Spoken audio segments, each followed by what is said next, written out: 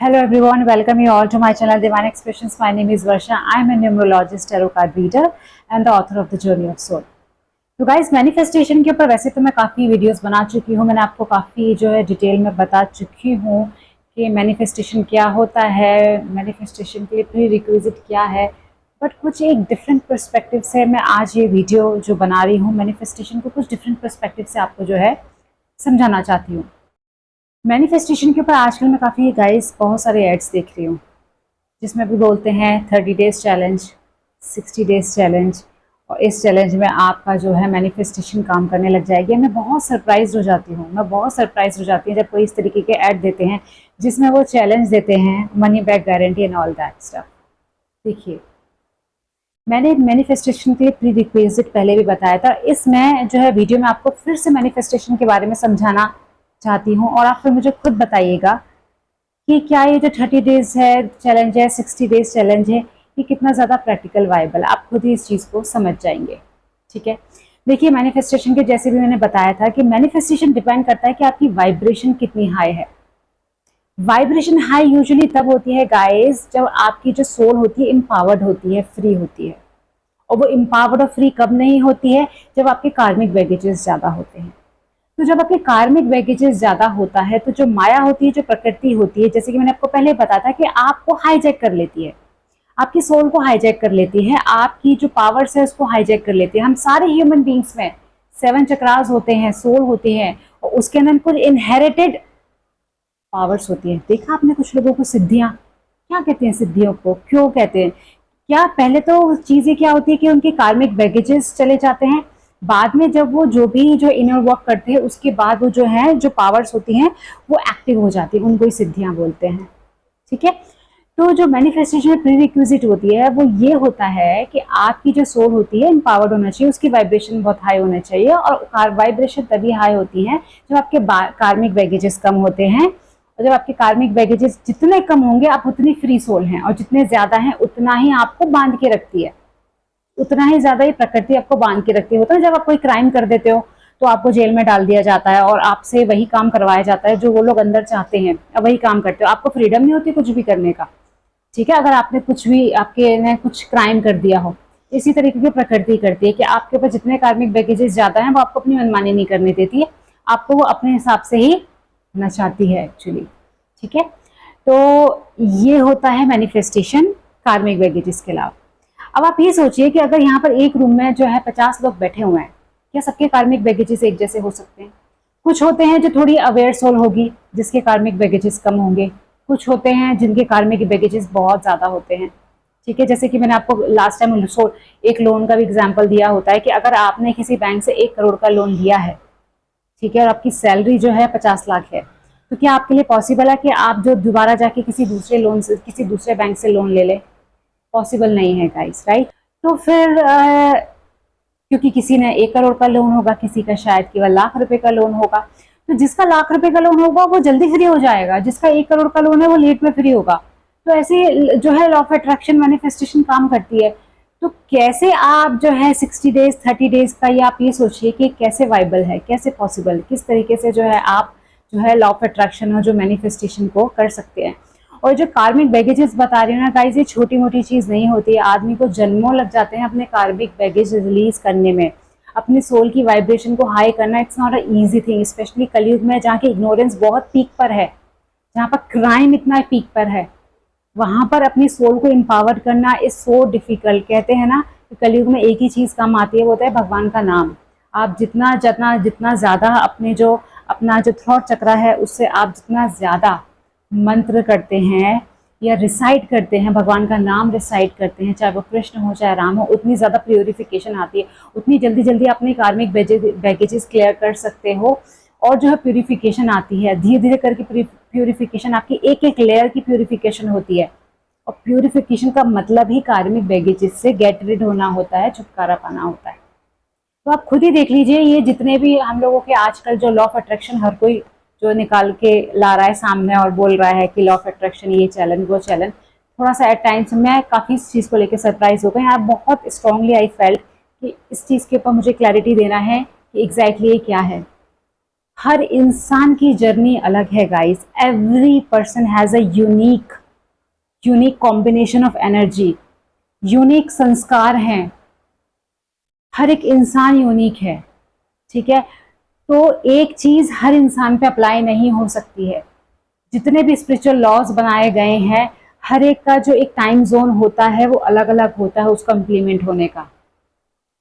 तो जो मैनिफेस्टेशन होती है वो स्मॉल छोटी चीज नहीं होती है, ये वो स्टेज होती है जहाँ बंदा स्पिरिचुअली अवेक हो रहा होता है। तो जब वो स्पिरिचुअली अवेक हो रहा होता है तब उसके लिए मैनिफेस्टेशन जो है काम करना शुरू कर देती है।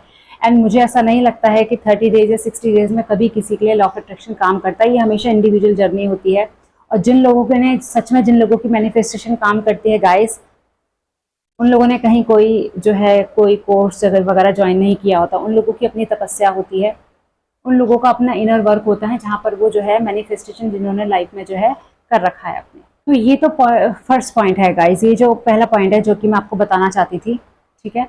सेकंड पॉइंट पे आते हैं गाइस। जो लॉ ऑफ अट्रैक्शन है गाइस, आपने कभी रामायण में, महाभारत में, सॉरी रामायण में, या आपने भगवत गीता में कृष्ण ने या जो है राम ने या हनुमान जी ने कभी लॉ ऑफ अट्रैक्शन का जिक्र किया? कभी कहा कि ये प्रोसेस होता है, आप अपनी इच्छाओं को पूरी कर सकते हो? मैनिफेस्टेशन क्या है? मैनिफेस्टेशन का मतलब होता है अपनी विशेष को पूरी करना, ठीक है। अपने विशेष को फुलफिल करना, अपनी वाइब्रेशन इस तरीके से हाई करना है कि आप वो कल्प वृक्ष कहते हैं ना, कल्प वृक्ष जो है वो जो स्वर्ग का एक वृक्ष है जिससे कि आप जो मांगते हो वो आपको मिल जाता है। तो मैनिफेस्टेशन को कहीं ना कहीं कल्प वृक्ष से जो है कंपेयर किया जाता है, ठीक है। तो आप बताइए कि कहीं इस चीज का जिक्र किया गया है? क्योंकि कहीं ना कहीं हमारे स्क्रिप्चर्स जो है लॉ ऑफ अट्रैक्शन को फॉलो नहीं करते, उसको सही नहीं मानते। अब वो नहीं मानते, वो किस लिए मानते हैं? आप इस चीज को समझिए। लॉ ऑफ अट्रैक्शन का मतलब होता है डिजायर्स, मतलब आप अपनी डिजायर क्रिएट करो और फिर उसको मैनिफेस्ट करो। डिजायर का मतलब क्या होता है? डिजायर का मतलब होता है कि इस माया मैट्रिक्स में अपने आप को इंटेंगल करना। माया मैट्रिक्स में एंटेंगल करने का क्या मतलब होता है कि जो डिवाइन एनर्जी है, जो सत्य है, उससे अपनी दूरियां बनाना। तो कहीं ना कहीं मैनिफेस्टेशन का जो प्रोसेस, जो जिस तरीके से लोग इसके पीछे करते हैं, भागते हैं, मैनिफेस्टेशन कहीं ना कहीं एक तरीके का इल्यूजन है। क्योंकि यह आपको क्या कहता है? माया में आपको इंटेंगल करने के लिए बोल रहा है, क्योंकि आप अपनी एक डिजायर क्रिएट करते हो। उस डिजायर को फुलफिल करने के लिए जो भी आप प्रोसेस फॉलो करते हो, विजुअलाइजेशन करते हो, वो जो आजकल छोटी छोटी ट्रिक्स निकलती जा रही हैं कि आप जो है पेपर पे लिखिए, बे लीफ पर लिखिए, उसको फिर आप जला दीजिए, ये सब कर दीजिए, बहुत लोग फॉलो करते हैं। पर गाइस मैं आपको बहुत एक क्लैरिटी आपको इस बारे में देना चाहती हूँ। तो ये सारी जो चीज़ें होती हैं कहीं ना कहीं आपको जो और डिवाइन एनर्जी है, जो सत्य है, आपका जो हायर सेल्फ है, उससे दूर कर देता है, उससे आपको दूर कर देता है। गाइज आपको लग रहा होगा कि मैं जो है मैनिफेस्टेशन के ऊपर जिस तरीके की बात कर रही हूँ, लोग इसके बारे में इतना कुछ बोलते हैं, इतना पॉजिटिव बोलते हैं, मैं थोड़ा सा रिवर्स में जाके बोल रही हूँ।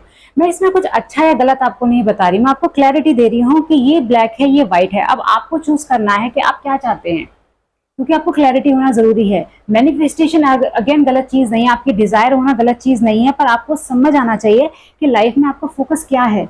आपका फोकस क्या, अगर डिजायर्स में रहना, अपनी डिजायर्स कंप्लीट करना और इस भौतिक जगत को एंजॉय करना है, तो yes, desires are okay, manifestation is good for you.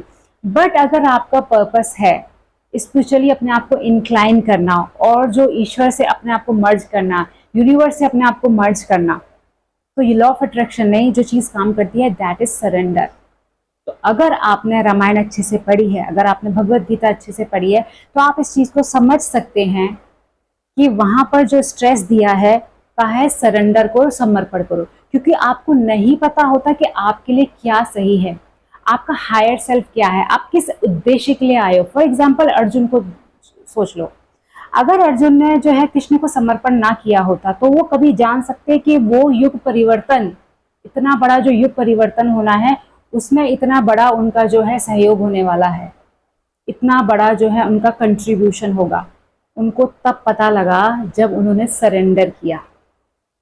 तो वहां सरेंडर की ये पावर होती है। उनको नहीं पता था कि वो क्या स्ट्रॉन्ग पर्सनैलिटी, कितना क्या वॉरियर पर्सनैलिटी वो हैं, जब उन्होंने समर्पण किया। कि जब उन्होंने कृष्ण ने उनसे कहा कि आप समर्पण करके आगे युद्ध करो, ठीक है। वहाँ अगर वो मैनिफेस्टेशन का लॉ अगर आने लग जाता तो इतनी बड़ी चीज़ नहीं हो पाती।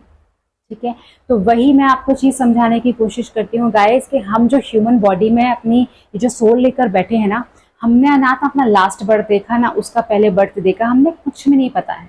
ठीक है, तो हम नहीं जानते होते हैं कि हमारे लिए सही क्या चीज़ है, हमारे लिए क्या है जो हमारे पर्पस को फुलफिल करे, ऐसी क्या चीज़ है जो हमें, जो अपने हायर सेल्फ होता है, मतलब आपका जो बेटर वर्जन होता है, उससे आपको मिलवाए। तो वो एक को पता होता है वो है यूनिवर्स, वो एक को पता होता है डिवाइन एनर्जी, वो एक को पता होता है वो है कृष्णा। ठीक है, तो जो हम लोगों को सजेस्ट किया जाता है, जो अगर आप हमारे ग्रंथ उठा के देख लीजिए, स्क्रिप्चर जो वर्ल्ड वाइड फेमस है, भगवत गीता जो वर्ल्ड वाइड लोगों जो एक्नॉलेज्ड है, वहाँ पर लॉ ऑफ अट्रैक्शन का कोई भी क्लॉज नहीं है। वहाँ पर जो बात की जाती है वहाँ समर्पण की बात की जाती है, और समर्पण के ही कई सूत्र बताए गए हैं, जैसे भक्ति योग, ज्ञान योग और जो है कर्म योग। ठीक है, इनके ऊपर मैं सेपरेटली वीडियो बनाऊंगी, जो मैं आपको ये जो बता रही हूँ, योग बता रही हूँ, उसके लिए सेपरेटली आपको वीडियोस बनाने वाली हूँ। पर मेरे कहने का मतलब है कि जानिए लॉ ऑफ अट्रैक्शन क्या है, जानिए मैनिफेस्टेशन क्या है। डिजायर्स के पीछे भागना चाहते हैं तो लॉ ऑफ अट्रैक्शन के पीछे जाइए। अगर अपने हायर सेल्फ में मिलना चाहते हैं, अगर आप जो आपके लिए बेस्ट हो, जो सच में आपके लिए बेस्ट हो, वो अचीव करना चाहते हैं, तो सरेंडर कीजिए, सरेंडर कीजिए। कहीं भी चले जाइए, बड़े बड़े जो लोग, जिन लोगों का आज तक याद किया जाता है मैनिफेस्टेशन लॉ ऑफ अट्रैक्शन के पीछे, वो कभी नहीं पड़े हैं। उन्होंने लिटरली सरेंडर किया है इस डिवाइन एनर्जी को, तब वो अपने हाईएस्ट सेल्फ को अचीव किया है उन्होंने। ठीक है, समझिए, डिस्टिंग्विश कीजिए। एंड आजकल जो चल रहे हैं मैनिफेस्टेशन के ऊपर tricks and all that, please don't get entangled into it. इस कॉन्सेप्ट को अच्छे से समझ के फिर डिसीजन लीजिए। ये हर एक किसी की अपनी पर्सनल जर्नी होती है। लॉ ऑफ अट्रैक्शन अपनी जर्नी के हिसाब से हर एक पर्सन के लिए डिफरेंटली वर्क करता है, कभी भी सबके लिए एक साथ काम नहीं करता है।